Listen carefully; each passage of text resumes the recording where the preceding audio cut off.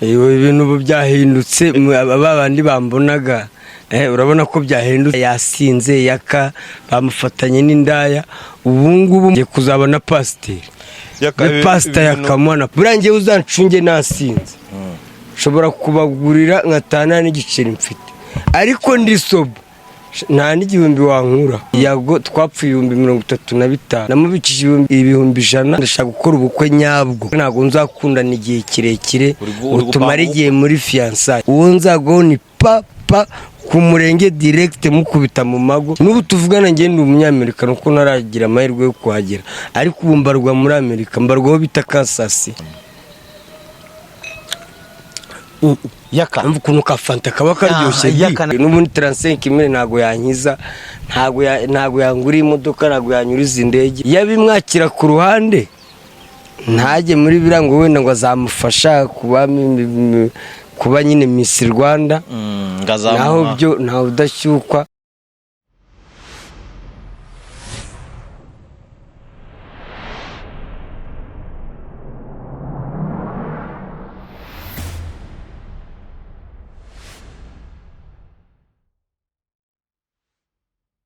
twongeye kugaruka abakunzi ba GJC Media TV twongeye kugaruka kuri kamera zanyu nkuko bisanzwe reka dutangire dusuhuza abantu bose mu mpande zitandukanye badukurikirana uko tugenda tubabona abantu badukurikirana reka tubasuhuze abarundi aho muri mwese munyandikire muri comment abarundi n'abashinga nahe bitandukaniye ubwo ngubwo nge nzajya nsuhuza abarundi muri rusange abarundi baba tegarugori n'abari n'abagabo bose muri rusange nzamvuga ngo abarundi munyandikire muri comment mubwire ko nzambasuhuza bimeze fresh reka tunyarukire mu Rwanda mu ntara zose zitandukanye mu majyepfo mu majyaruguru iburengerazuba irasirazuba ndetse n'umujyi wa Kigali twongeye kubasuhuza namwe abafana bacu ba GJC Media TV avuga ko ari abakunzi so reka tujye muri Tanzania Kenya ndetse na Congo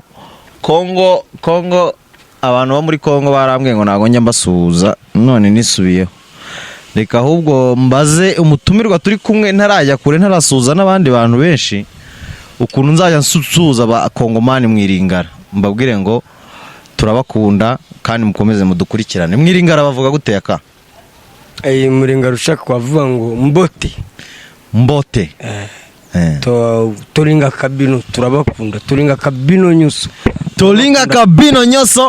mbote nanzame nangaye kabisa topesi bino mbote pe toringa kabino nyuso nabonye umuntu uri mufashe gusuhuza abakongomani muri rusange na muri Tanzania Kenya abantu bose bavuga ikirimi cy'igiswahili tunawapenda sana pia tunawakaribisha muri Uganda tubagara nyonyonyonyo ate muri mikwano jafe mu bimanyinamo so abantu bari muri Belgique France n'ururimi rukoresha igifaransa vous aime beaucoup très beaucoup abantu bari muri England United States of America we love you guys we love you so much so reka twitangirira ikiganiro cyacu uyu munsi ni ku cyumweru cyo ni cyambere cyo icya kabiri uyu munsi yakayaje mu yindi shusho kuko nta nubwo tumubwira ngo yivuge asanzwe yivuga kuri izi kamera abantu bose bacu baramuzi ndetse n'u Rwanda rwose rushobora kuba ruzi yaka nimba ntibeshye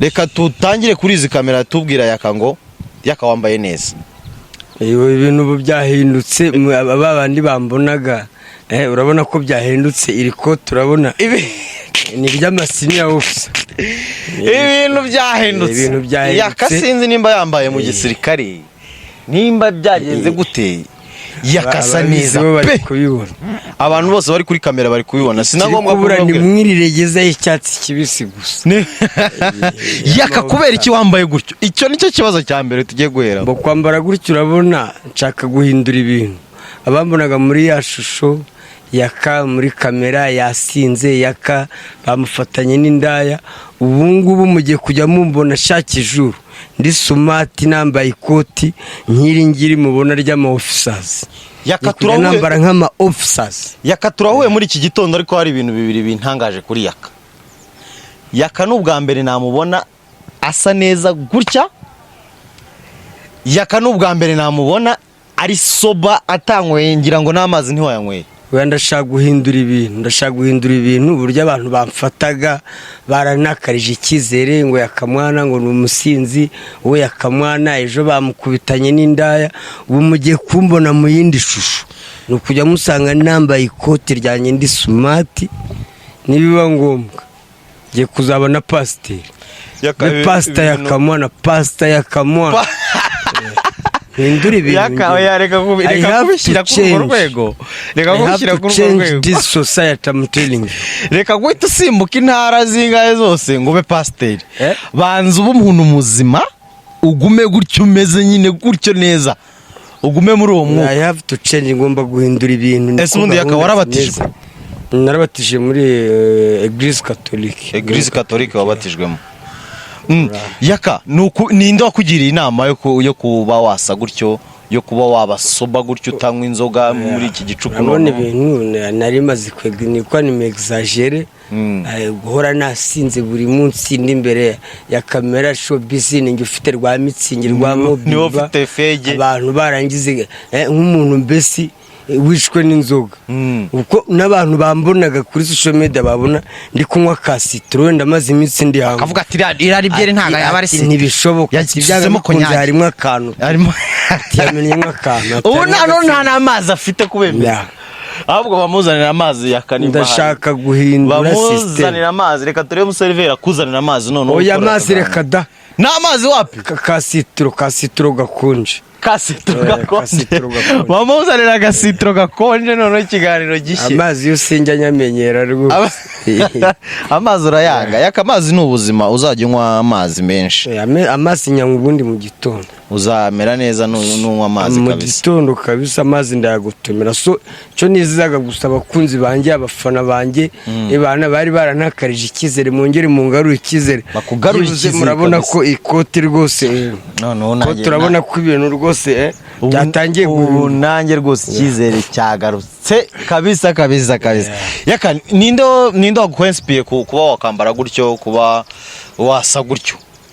Impamvu n'umuntu wabikubwiye, niwe ibitekerezo byawe? Ndashaka kwimenyereza ikoti kuko ndashaka no kurongora, reka gakora ubukwe, njya ku murenge, vuba ngomba kwambara ikoti. Ako duheruka warakoze ubukwe Yaka wita ujijisha?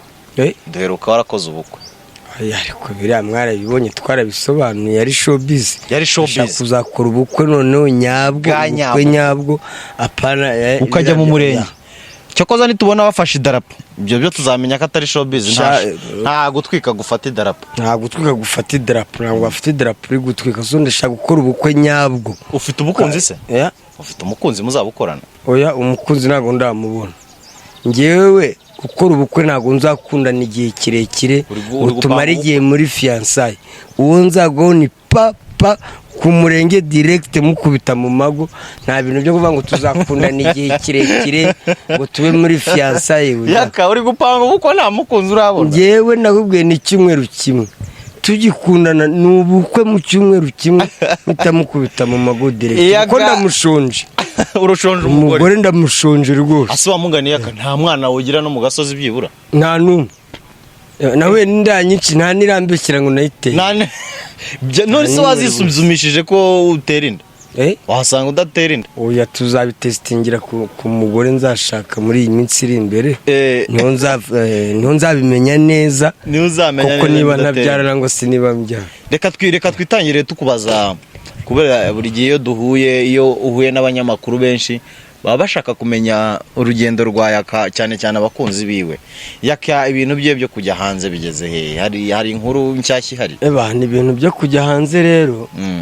Ubu ngubu United States sinzi uko bimeze, natwe byabaye nk'ibihagazeho gato, ntabwo turi kugenda cyane, ahubwo abantu bari kujya France nibo bari kugenda iwacu. France nabo batangiye kwakira. France nibo bari kugenda.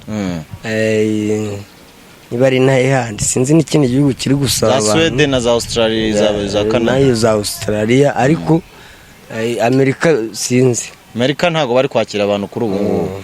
reka babanze barwane n'ibibazo bya corona n'ibibazo byo muri Ukraine byose babanze babikemure niyo mpamvu ariko songeye kubera ko dosiye yanjye imeze neza cyane irateguye isa n'isangiye ntabwo ari ukuvuga ngo nzasubira kunangirira kuko yewe igisigaye gusa ni ugufurayinga gusa kuko n'ubundi inzu yawe gufata rutema ikirere nta kindi ibyo bintu birumvikana cyane ku bakunzi ba GJC Media TV murabe mwumva yaka isa n'isaha zaza kubasezera kuri izi kamera nabo turi kumwe barabizi nyine nakoze resettlement support center mva kwa migration abari umunyamerika twarabonanye wahita nene bikubwira tuvuga n'ubaye umunyamerika n'ubu tuvugana ngiye ndi umunyamerika nuko naragira amahirwe yo kuhagera ariko ubu mbarwa muri Amerika mbarwaho bita Kansas cyane kabisa n'aba batipe bagatsiri baje ejo bundi barambwira ati weho rwose geto yawe inzu yawe muri Amerika tuyigeraho ushaka tuyinyuraho buri munsi tugiye mu kazi of course so ndi umunyamerika Marigreke narababwira amahirwe yo gufata rutemikire ariko ubu mbarwaho bita Kansas cyane Kansas niyo leta mbarwa Mississippi City yakamwana amakuru ya Gatsiri aracyari naha Gatsiri aracyahari ko afite ukwezi na sinzi niba ziyongeza ariko afite ukwezi aracyahari muraherukana ngo ntabwo duherukana muri iyi minsi ishize kuko nari maze iminsi ntari kuri gahunda neza ariko uyu munsi dushobora kubona nta nubwo ari kurarega hano hakurya muri Kicukiro hano na n'ubu nimvana imbere ya kamera ndahita munyuraho banze njye gufata breakfast lunch yageze yakabuni saa sita lunch yageze kuba Gatsiri ibiporezo byose yabihari urazi ko ni self service ebana firigo birimo kira kitu ego yakamwana none se iki kibazo reka aricyo dukomerezaho mubaze iki kibazo yakamwana yaramaze iminsi he ko twari twaramubuze no ku makamera menshi ntago yabonekaga yaramaze iminsi he mbona maze iminsi ndi kwa Asia twari turi gushutinga filime Gatarina ego ko twari tumaze igihe tudakora twari turi gushutinga filime Gatarina nibyo nari mugiyemo ubu dufite episode nyinshi kabisa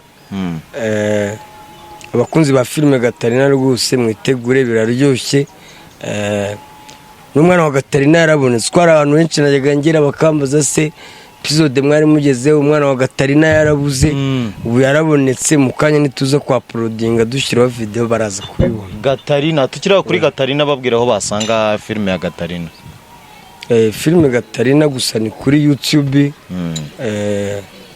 no kwandikaho Gatarina gusa kwandikaho Gatarina ni harya ni channel ya Asia Asia TV cyangwa Asia Film niyo filime ya Gatarina bayisanga yakamwana banza usome ku gafanta none twumve ukuntu Yesu agira neza mbanze ngorora umuhogo irizuba rimeze nabi numvaga nanakaka ifantira manuka mwoka byarama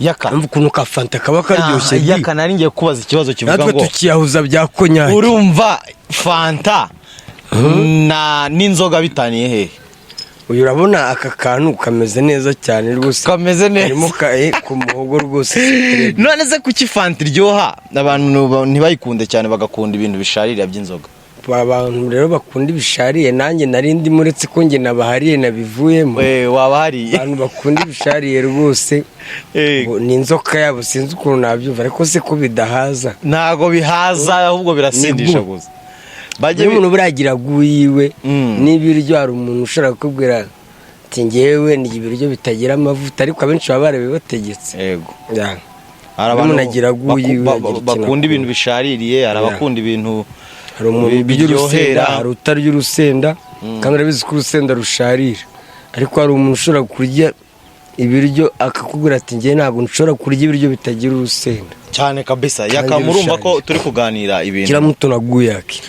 murumva ko turi kuganira ibintu bizima hari soba natasinze ni ukuvanga ibintu yakari buvugire hano uyu munsi nta muntu uba wamwohereje hari abavuga ngo yakamwana ngo yakabamwoheje ngo yasinze ariko ngewe niyo nkoze interview nasinze akenshi nkunda kuvuga ibintu biri seriye kandi bindi ku mutima biri ku mutima nagereke ibintu by'icupa n'abasinzi bavuga ibintu biri ku mutima wabo ntago bajya bapfa kubeshya buriya abasinzi bagira n'umutima mwiza buriya ngewe uzancunge nasinze ushobora kubagurira nkatana n'igiceri mfite ariko ndi soba nta n'igihumbi wankura nta n'icyo ushobora kumubona. Niyo mpamvu abasinzi buriya bagira umutima mwiza cyane kabisa. nanjye iyo nasinze mbona abantu bose ari beza nkumva nakunze abantu bose. Yakamwana reka tukubaze abantu, ngiye kukubaza abantu batatu bari muri showbiz bari gutwika muri no minsi. Navuga ngo bakugiye hejuru kuko muri corona niwe muntu watwikaga kurusha abandi bantu kuri YouTube channel, kuri YouTube channel zose. Ariko hari abantu batatu kuri kino gihe bari gutwika kurusha. Hariho DJ Brian, hakabaho Dumba, okay, hakongera hakabaho ndi mupasiteri bamwita Ndemwo Kabyaremwe, ni Mutabazi ninde. Hari umupasiteri ntago nibuka izina ryiwe neza, ariko wanza ari Mutabazi, ariko nafata ku mavuta. Reka tumwongereho, reka twongereho fata ku mavuta Dumba na DJ Brian. Aho bantu batatu ubazi iki cyangwa nunabazi? Gutwika rero ni igihe cyabo. Nanjye nagize igihe cyanjye cyo gutwika nabo bandi munsi. Nongeraho n'inyogoye. N'inyogoye. Gutwika ngiye ku muntu rwose biranshimisha kuko nanjye naratwitse, nashimishije abantu nabo rwose nibatwike. So I'm proud of them kabisa, ni byiza cyane gutwika. Ngiye ntabwo umuntu ashobora gutwika ngo numve yuko.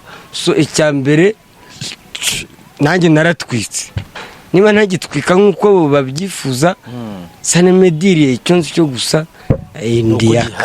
Ariko gutwika k'umuntu ni byiza cyane nk'uko nanjye natwitse. Yego kabisa. Hari igihe nanjye nabayoboye azayisinga. Yego, ibyo turabizi kabisa, turanabishima. Yakamwana muri abo bane nkubwiye, fata ku mavuta DJ Brian, Dumba ndetse n'inyogoye, ninde ujya ukurikirana ibiganiro, ninde ukunda muri bo? Uwo nkunda by'umwihariko ni DJ Brian. DJ Brian niwe Brian ndamwubaha cyane. Mufata nka mushiki wanjye kabisa. DJ Brian uburyo muzi abantu ugira umutima mwiza, kubana n'abantu nubwo bari gutwika kuri ya birani showbiz, nubwo hari abavuga ngo wenda ngo aratukana ngo umutima nta mutima mubagira ngo avuga ibishego, ariko DJ Brian akafasha n'abana b'imfubyi. DJ Brian ngiye cyo muziho gusa icyo namuvugaho nuko DJ Brian icyo nzi cyo gusa agira umutima mwiza, agira umutima mwiza. Nanjye ndamukunda kabisa. Niyo ngeziwe rwose anzimanira gafanta cyo kurya nganga icyo kurya ngaporiza fresh. DJ Brian rwose ngenda mwubaha ndamukunda cyane. DJ Brian turagusuhuje aho uri hose, kandi Imana ikomeze ikurinde inagufashe kubona ubushobozi bwo gutunga abo bana neza. So inyogoye wamuvuga hiki? Inyogoye ni umuntu waje agusimbura kwa Yago. Ubyibuke Yago niwe muntu mwakoranaga cyane. Ni byiza cyane rwose inyogoye kunsimbura kwa Yago, ni byiza cyane. Nibakorane nkuko nanjye Yago twakoranye. Yego. Inyogoye nawe nta kibazo cye, nta mutima mubi. Ni umuvandimwe bisanzwe. Gutwika kwe nawe biranshimisha. Ngiye nta muntu nagirira ishyari muri showbiz nyarwanda. Kuri uruganda nta nyirarugo. Ni runini buri wese agomba kuruyigiramo. Gutwika k'umuntu rero nta wakwifuriza ko mugenzi wawe atatwika. Niba mugenzi wanjye ari gutwika c'est bien, nanjye naratwitse kandi hari ababyishimiraga cyane kabisa. Uyu ni we Yaka noneho, kandi amusili waki. Abantu batazi Yaka, dore Yaka ngo uyu hano uyu munsi turamufite ari wese. Yaka ibitekerezo ari kuvuga muri kubyumva, ibisubizo ari gusubiza muri kubyumva, ntari guhabanyaho cyangwa kuri kosa na ritoya. Yakamwana niwe mustari tuzi uyu nguyu ubundi. Yakamwana uheruka kuvugana na Yago ryari? Yago ntabwo duherukana. Yago uretse nanjye, Yago twavuganaga mbere kandi ntabwo kugira ngo tuvugane. Yarambwiraga ati ngiye ntabwo nyivugana n'abantu, we n'ushaka kumvugisha ujye unkubita ka message mpite ngwahamagara. Ariko ubu ngubu twagiranye ikibazo ntabwo tukivugana. Icyo kibazo rero nicyo tugira ngo noneho tubwira abantu narabisobanura uri soba. Ntago ngiye kubwira noneho ngo mukimbaza ikibazo cyanjye nababwiye yuko Yago twapfuye 35,000, namubikije 100,000 ngo ajyamaho make make. Amaho make make asigaye 35,000. Sinzi ijambo nagiye kuri YouTube ndavuga ahita yakarasara yagumana ndayamurekera. Rero nicyo twapfuye, naho ubundi Yago nta kibazo dufitanye. Nizo 35,000 narazimureke, nta kibazo dufitanye. Azibane nanjye nibane, no problem, dukomeze gahunda. N'ubundi twahujwe n'akazi, Yago ntabwo nzi, Yago ni umunyarwanda, ndi umukongomani, twahujwe na showbiz nyarwanda. So ibyo rero byo kumbaza ngo Yago mwapfuye iki, Yago nta kintu napfuye nawe, uretse utwo duceri gusa twanjye, utwo duceri yanze kuma. Niba ari umuntu w'inyangamugayo azamu utwo duceri akomeze gahunda ze, nanjye nkomeze zanjye. Hari ikindi Yakamuhana rwose murabona ko ibintu ari kuvuga ari muzima, ari soba rwose, nta kintu yigeze anywa, nta n'uwamushutse, ni umuntu asa umuntu yaguha 200,000, 30 akaba ari ibyo akwima koko. Yamaye 200,000, 100 aragenda nguriramo imyenda Nyamirambo, mwarabibonye. Uzi ko yahaye umuntu ikintu abanza gusetinga agakoresha inkuru. Yarajyangurira imyenda mu 100,000, ibindi 100 bimpaye, nari mfite senkani zanjye. Ndamubwira bino 100 bubimbikiye naza kubirya nkabimara, uzajya uyama buhoro buhoro ngende nyarya gake gake. Hasigaye 35,000. Sinzi narasinze mvuga amagambo kuri YouTube ngo namuvuze nabi, uduceri 35,000 aduboroka gutyo. Ubwo rero niba ari umuntu w'inyangamugayo azamutwe uduceri areke nikomereze nawe yikomereze gahunda ze. Naye nibyo kujya bahora ngo Yago mwapfuye iki, Yago ntago yambyaye, twahujwe na showbiz nyarwanda. Ntabwo muzi nawe nanzi, twahujwe na showbiz industry, nta kindi cyaduhuje rwose. Ese Yakamwana turabizi ko nta mutima mubugira na muke. Mutima mubi se wamarira na Yago noneho ukuntu tumuzi nawe tuzi ko ntari biryiwe, ni umuntu usabana, wumva kandi ufite ubwenge bwinshi cyane, ashobora no gushyira mu gaciro. Kubera iki tutashaka ukuntu tuzahuza na Yago mukicara mukaganira nk'abantu b'abagabo, ibibazo birimo mukabikemura, yashaka ntuzongere no kumuha ikiganiro, yashaka ukakimuha. Nta bibazo bihari, ngewe icyo navuga gusa nta kibazo mfitanye na Yago. Nta n'ikintu mukeneyeho, icyo nkeneye gusa nizo 35,000 nk'uko yazimpaye ngo abantu bandemeye. Niba izo 35,000 yazima cyangwa se niba yazigumana, fomisa nemedire n'ubundi 35,000 ntago yankiza, ntago yanguriye imodoka, ntago yanyuriza indege. Niba yumva yayigumana 35,000 azayagumane rwose sanemedire. Ariko Kameme Yago n'umuntu w'umugabo nawe, nimba azi ko ibyo bintu yabikoze. Ako si niba umuntu ageze kuri cano wenda agacikwa akakuvuga nabi, ni ngombwa ngo uduceri uhita utuboroka. Ashaka ukuntu azakuvugisha bizakemuka byose. Ntabwo mba naranabyibagiwe, nge naranabyikuye mu mutwe. Ariko buri cano ngeze baba bashaka kunyibutsa wowe na Yago bimeze bite. Ega baragukunda, ntago ari ukuvuga ngo hari ibintu byinshi baba bashaka kukuvanamo. Niko ngiye mbyumva mu mitekerereze yanjye. N'ubu ngubu nta kintu kiri aho. Nge nazagira ongera kumbaza kuri Yago rwose. Yago sinyivugana nawe, Yago muzi yuko nimero ye nta muntu ujya upfa kuvugana nawe, avugana n'abantu be, afite abantu bake bavuga, ntabwo buri wese umukeneye avugana nawe. Nanjye ubwanjye na mbere yo kuvugana nawe tugira korana, narabanza nkamwandikira message, ntabwo nahitaga muhamagara kuko nimero ye ntabwo ibaho. Keretse namukubitaga message kabona ko ari ngewe agahita bamagara. Naho nukuva ngumwangura mukeneye Yago ngura apfa kumubona wapi. Ntabwo ajya apfa kwitaba nimero y'umuntu atazi. Nari nyiri kugusobanurira nkubwira ngo ntago byibura nk'ubu nkatwe nta kintu tugushakaho gikomeye cyangwa Yago tumushakaho. Ntago dushaka no kubateranya, ahubwo tuba tubaza ngo bimeze bite, kubera iki mutakwiyunga nk'abantu bahoze ari inshuti, mudafite nicyo mwapfuye kiri aho ngaho. Amafaranga 35,000 ntago Yago yayabura. Ntago yabuze rwose arayafite. Nawe ntuyakeneye cyane kuvuga ngo noze 35 yanyiza ma. Ntago yagukiza rwose. Ibyo bintu ntibyagakwiye kubateranya, ahubwo tuba dushaka ngo tumenye nimba byenda mwariyunze mumeze neza. Ariko aho Yago ari tuzamuhereza aka video, nakareba it's okay, natakarebe it's okay. Oye ibyo byarabizi, nta nubwo mubeshyera, nusibwo najya gukubeshyira 35,000 kwa yazi kuko 5 yanyoherereje. Ko yari hasigaye 50 anyohereza 5. Icyo gihe nari ndi muri Croix Rouge mu kwezi kwa niba ari kwa 12 niba ari kwa kangahe. Ndi muri Croix Rouge, ndi muri kese yo kujya muri Amerika. Bari bampamagaye ndi muri Red Cross International. Namaze mu minsi 3 anyohereza 5,000. Mvuye muri rero sinza gacano nagiyeho. Niba naramuvuze ngo iki, ubwo abazanye bifu ngo namuvuze nabi, ibicera babiborutse gutyo. reka twivire kuri Yago ariko muzashaka ukuntu mubikemura nk'abantu b'abagabo. Reka twikomereze na showbiz nyarwanda. Ubu ngubu twagufatiranye noneho umeze fresh, reka tugusaba ibitekerezo ugira abantu inama. Yakamwana muri no mizi ari kuba ama divorce menshi mu gihugu. Ni abahanze y'igihugu ahantu hose ari kuba ama divorce menshi. Yakamwana ubona ibyo bintu biterwa n'iki ama divorce mu ngo abantu bashakanye? N'umuco bataye umuco no kuvuga abantu bakora amakwe y'iki gihe abenshi bataye umurongo.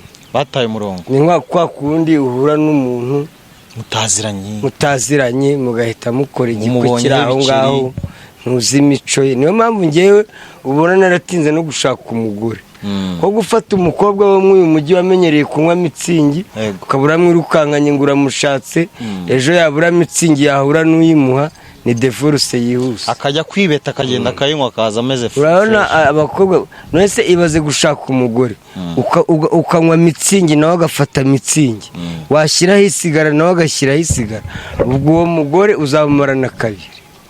Umugore wamenyereye kujyana mu kabari bone umugore ego gusohokana undi ari nk'umunsi wa weekend wamusohokana wenda uwo munsi, ariko umugore wamenyereye niba ugiye mu kabari muri kumwe,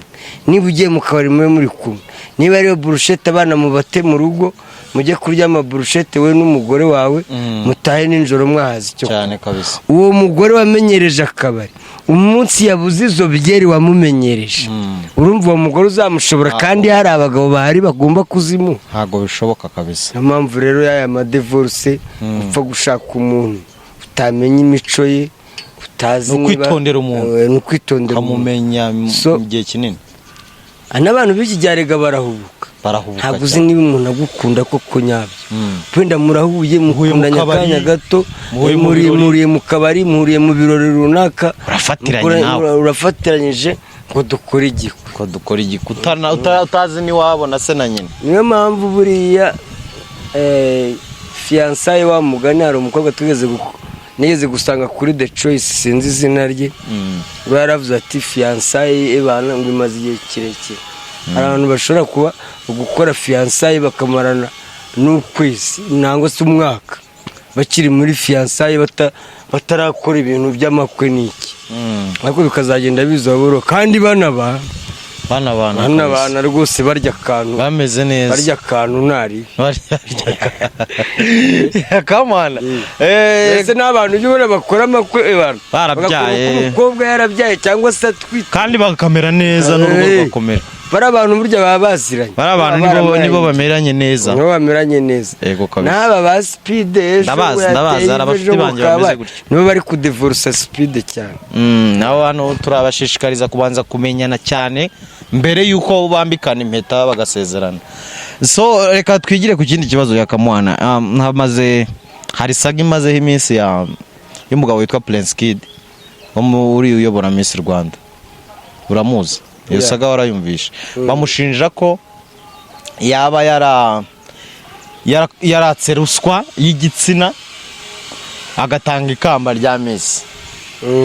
Mbese bamutsinza gusaba ruswa y'igitsina kandi munyamara muri audio twumvisha ama audio yiwe yarari gutereta ama audio yiwe twumvisha yaritereteraga nk'umugabo uwo ari we wese kandi se ngewe biriya bintu ngewe rero ikintu nabivugaho biriya bintu ngewe ikintu nabivugaho mw'abantu nk'umuntu uri muri showbiz kandi uyizi twese kuri iyi si yego ntawe udashyukwa ndabivuze ku karubanda uri twese ntawe udashyukwa ikibi gusa ni ugufata wenda nk'umwana uri under 18 kandi uriya yarayushuje niba yarabikoze ari kwaka ruswa urumva ko icyaha yazira ni icyaha cya ruswa. Naho uriya mukobwa we ntari under 18 nturiya mutipe nawe afite uburenganzira ko twese n'abapadiri urabona muri iki gihe n'abapadiri ni ibya buri wese ahubwo wenda icyo yazira ni ruswa. Yabimwakira ku ruhande ntajye muri birango wenda ngo azamufasha kuba nyine Miss Rwanda naho byo ntawe udashyukwa kandi Imana yaremye ibitsina bibiri biriya bitsina bibiri rero Imana yaremye bigomba gukoreshwa biriya byo ntawabisekera undi keretse utademara wenda ikiremba nicyo cyabisekera umuntu cyane kabita. Prince Kid ahari turamwifuriza ishya n'ihirwe, turamwifuriza gukomeza kwihangana akazava muri ibi bibazo byibura cyangwa se byaba ari nabyo yarabikoze bakamugabanyiriza. Wenda icyo yazira ni ruswa naho gutereta byo nangwa se gusaba umuntu ku gitsina yakigwa nangwa akakikwima, ibyo ni ibya buri wese. Wenda icyo yazira gusa nuko yacyatse akoresheje wenda icyo cya ruswa. Prince Kid katumwifuriza cyane hirwe. Ejo bundi mugenzi wanyu wo muri sinema agira atya aravuga ati mwamburanishije nabi ibi bintu simbyemera arajurira. Turavuga Ndimbati arajurira, amaze kujurira ubujurire bwiwe babutesha agaciro cyangwa se ibyo yajuriyemo bumva bidafite agaciro, baramubwira ati banza uryiye minsi 30. Kesi ya Ndimbati urabona bimeze gute, ibyo bintu biragera hehe koko? Kesi ya Ndimbati rero nanjye ubwanjye nta bimenyetso mfite bimushinja, nta bimenyetso mfite bimuhamya, nta n'umugabo useka imbohe, ariko so ingeye ikintu numva Ndimbati wenda ashobora kuzazira niba uriya mwana koko yaramuteye inda ari under 18 afite imyaka 17 naho niba yari mukuru akaba Ndimbati yarafashaga abana tumva Ndimbati bamurekura, ariko niba yaramuteye inda ari under 18 itegeko rivuga yuko iyo wateye umwana inda ari under 18 uba wamushutse mbese uba wamwuhije, nyine hari ibyo wamushukishije. Under 18 wamutera inda mwamwumvikanye, yaba yakwemereye yaba yaguhaye ku neza baragufunga kuko defase ni umwana, aho baragufunga. Naho niba uriya mukobwa yari yujuje imyaka ntibareke Ndimbati agenda arira abana, yamwihorere agende yirerera abana. naho icyo yazira gusa ni uko wenda uriya mukobwa yaba yari under 18, naho niba uriya mukobwa yari yujuje imyaka rwose nibarekura umuntu agenda arira abana nese baramufunga abana bazarerwa nabi bamurekure. Ikindi niba nuko njya numva gusa ngo yamushukishije ngo ibiyobyabwenge ngo yamuhaye inzoga, cyo niba yaramushukishije inzoga ibyo nanone wabyita gufata ku ngufu, nibyo kazi, ariko nta gihamya mfite niba koko ariko byagenze. naho ubundi niba yaramuhaye izo nzoga byo akamutera inda kubera izo mpamvu, niba umukobwa bihamya akaba hari n'ibimenyetso, icyo nacyo yagihanirwa. Niba tujuje imyaka icyo nacyo yagihanirwa. Naho niba umukobwa yari yujuje imyaka niba ari kuri umuntu agenda abarere. Ndimbati nawe tumwifuriza ishya n'ihirwe no kuba nyine yakomeza kwihangana hari muri gereza. Iyo minsi 30 akayimara tukareba ikizavamo kabisa. Turi kumusengera nawe ngagaruke muri showbiz twaramukundaga cyane. So reka twigire kuri iki kibazo kivuga giti Yakamwana no mugabo. Yakamwana ufite imyaka ingahe nimba atareba? Imyaka 37. Imyaka 37. Yakamwana uravuga kuki ku bahungu cyangwa se abasore cyangwa se abagabo, kuko iyo myaka yawe urimo ni yo kuba umugabo. Uravuga iki ku bagabo? Uri umugabo. Ese umugabo bundi umugabo ni iki? Nose kuba umugabo nukuba ufite umugore. Hari n'abagabo bingirwa abagabo. Ugasanga umuntu ni umugabo kuzina gusa ngo afite igipangu n'umugore mwiza ariko iwe nta jambo. Abagabo nyina izinyana zimbwa nizo bavugaga ziri. Ntabwo nakwita abagabo inyana zimbwa, ahubwo hari ingirwa abagabo ugasanga umuntu umugabo ufite umugore mwiza ariko adashobora guhurira n'umugore we ku buriri, afite icyumba cye n'umugore afite icyumba cye nta n'ijambo agiriwe. Abo bagabo barari kuba umugabo ayoborwa n'umugore. Nose ubwo buri umugabo kuba umugabo uko byagenze gute? Ubu umugabo ari uko ufite umugore. Kuba ufite umugore ni icyambere, ariko hari igihe ubu unamufite aringirwa umugore nawe uringirwa umugabo utari umugabo koko nyabyo. Hari umufite w'umutako gusa. Ngewe hari ukuntu numva definition y'umugabo. Umugabo ni umuntu uwo ari we wese ufite inshingano. Umugabo ngewe uko mbyumva dukurikije na Bibiliya, ni igitsina gabo gifite tukurikije Bibiliya ubu umugabo ari uko ufite umugore n'umugore aba umugore ari uko afite umugabo. Ni ukuvuga ngo iyo uri umugabo udafite umugore bakwita siribateri. Siribateri ni umusore. Ntabwo uri umusore. Siribateri n'umusore biratandukanye. Siribateri n'umusore biratandukanye. Umusore ni wa muntu utaragira igihe cyo gushaka hagati y'imyaka 25 na 20. Ariko ushobora kuba uri umugabo nkanjye for example. Nkanjye ubu ndi umugabo ariko nta mugore ngira. Ariko ndi umugabo ndi siribateri ya. Siribateri nakirya. Njye ndi siribateri ndi umugabo ariko utagira umugore. Nari ngiye kubaza wa mungane yaka. Ni gute umuntu ufite ibitekerezo muzima wagera ku myaka 37 atarashaka? Mbo biterwa. Hari naba wenda ngiye for example nabuze ubushobozi ngiye ku giti cyanjye. Ariko hari n'abahari bafite ubushobozi ariko batabishaka. Yakumva atari muri ko bambwiye ngo genda bazi ubushobozi bwo gushaka. Oya. Ngaho batinda gushaka. Genda nabuze amafaranga. Ntabwo nshaka kuzashaka umugore ejo bundi nturuke inzara yamwishe. Yakubaze ngo ibiryo biri uvuge ngo wapi. Je niyo mpamvu. Naho bundi ariko hari abantu bafite ubushobozi ariko ugasanga ntibashaka rwose gushaka abagore. Hari n'abakobwa rwose nzi benshi bafite amafaranga ariko akaba atakwikuza umugabo kandi atari ukumubura. Atari ukumubura. Ashaka kuyobora kugishakira gusa. Yakatwiganira ku musozo rata uyu munsi twaganiriye neza kabisa, watuganirije byiza, waduhaye ibitekerezo bizima. Yakatugana ku musozo. Je kubwira amagambo nka 4 cyangwa 3 wo mu Kinyarwanda unshyirira mu iringara. Nta kibazo. Ayo ndi bushobore urayashyiramo kabisa. Ibyo ntazi nakugura ko nabizi. Nge ntabwo njya mbeshya. Ibyo ntazi ntabyo mba nzi. Ibyo nzi mba ari ibyo nyine. Yaka ijambo cyangwa se ryaba ari n'izina serupyepyinyura impyisi. Serupyepyinyura impyisi. Uretse no muringara no mu Kinyarwanda ntaryo. Serupyepyinyura impyisi. Serupyepyinyura impyisi. No mu Kinyarwanda ntago nzi icyo bisobanura. Ibyo bintu n'ubwa mbere byumvishe. Kumva nk'impyisi gusa.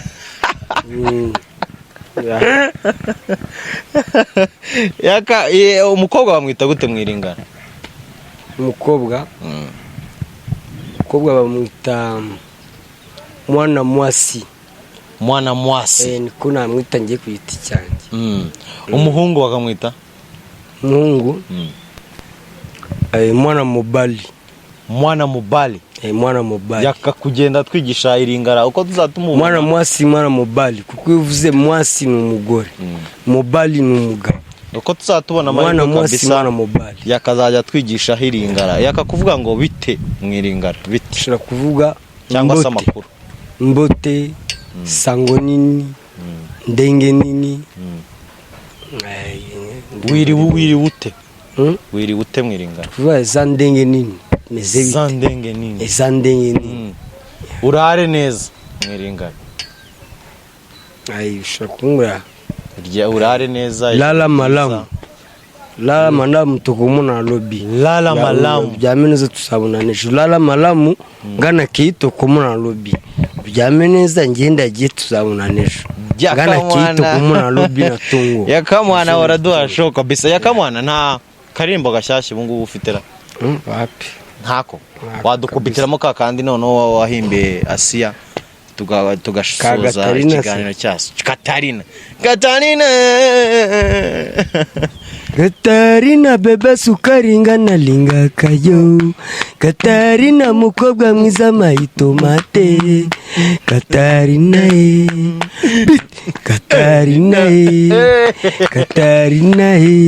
ngana linga kayo. Tokos yakamwana kabisa uyu munsi wadushimishije cyane ko noneho ntiwigeze wivumbura mu kiganiro uvuge ngo ndagiye. Yakamwana ndakwifuriza kuguma gutyo. Ahubwo akabazo nari nashaka kukubaza. Akabazo ashaka kumbaza nakayaka. Kwikunguta no kwikunkumura bisobanutse gute? Kwikunguta no kwikunkumura. Ariko ubundi baba bari gukunguta ibiki? Gukunguta no gukunkumura bitandukanye. Gukunguta rero. Gukunguta ni imyanda cyangwa se ikintu uri kuvana Nonese uramutse ku kindi. uhumeka Uko no kwikunguta ntabwo ari kwikunkumura. Ntabwo umuntu yikunkumura arikunguta. So nicyo nabazaga rero abanyarwanda murakoze. So subscribe, comment and sharing. Kuri GJC Gukunguta no gukunkumura muze kunsobanurira. Sawa yakamwana mwana mboka. Uramumona yaka rwose mu gakoti kiwe kuri hoteli yiwe rwose. Rero murakoze cyane abakunzi ba GJC Media TV. Nakagaruka rwose tuzongera kubana nawe mwe ejo cyangwa ejo bundi. Turahari ku bwanyu kandi tunashimira na Hotel Tech. Hotel Tech herereye Kabeza iba yadutije location yo gukoramo ibi biganiro bibashimisha. Murakoze cyane bantu beza.